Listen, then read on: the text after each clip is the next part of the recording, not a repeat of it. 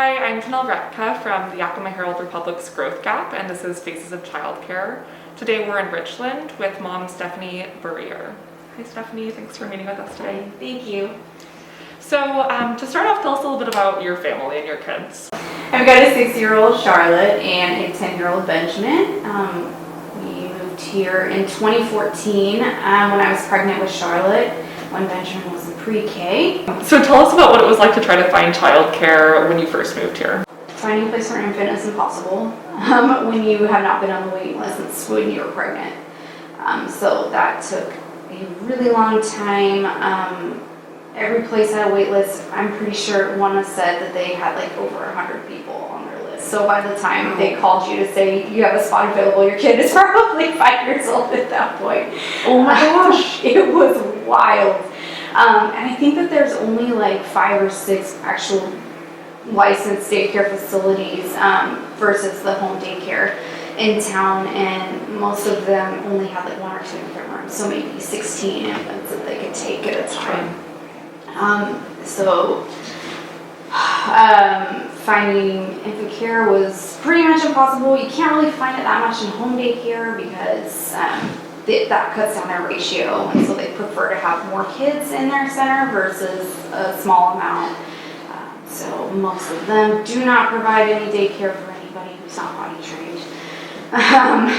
So we ended up actually finding somebody who would come into our home to watch our kids. And that lasted until I think Charlotte was 2. So we looked at a few places.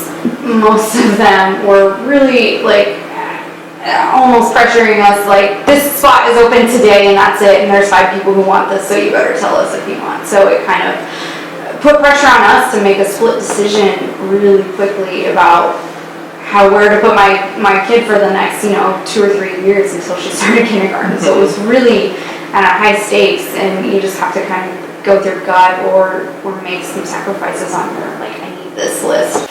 You mentioned having to sacrifice some of your, ideals of a child care center. What were some of those things that were on your list that you kind of weren't willing to sacrifice? That I wasn't willing? Mm-hmm. So definitely something, safety-wise. I mean, going into a house like a home daycare and touring it, I know that they have all these requirements that, the state sets and that they have to set up, but just listening to some of them talk about, this rule, stuff like that, like having disdain for the system. I think, I felt that as a child care worker too, but I do not talk to my parents about stuff like that. Sure.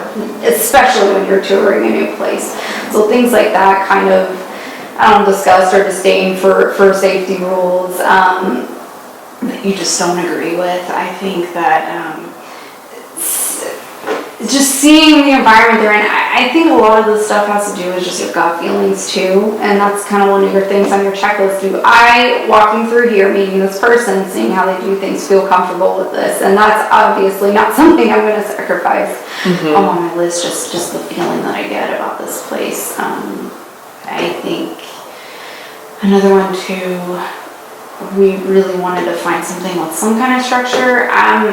Not like heavy on sitting down and listening or anything like that, but something where there was a schedule posted or a menu posted, something where you can just come in and know that, okay, there's a routine here, you're going to do this every day. That's something that was really important to us that we weren't going to sacrifice. And then also just the legality of the whole thing.